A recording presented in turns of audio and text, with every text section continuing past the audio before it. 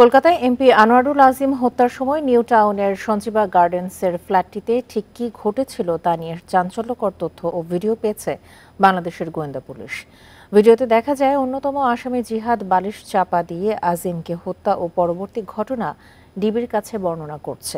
এখন জন্ম সনদ দিয়ে খোলো বিকাশ স্টুডেন্ট অ্যাকাউন্ট, নিজের বিকাশ নিজে কর। একটি ছবিতে দেখা যায় অজ্ঞান অবস্থায় হাত পা মুখ বাঁধা এমপি আজিমকে একটি চেয়ারের সাথে বেঁধে রাখা হয়েছে।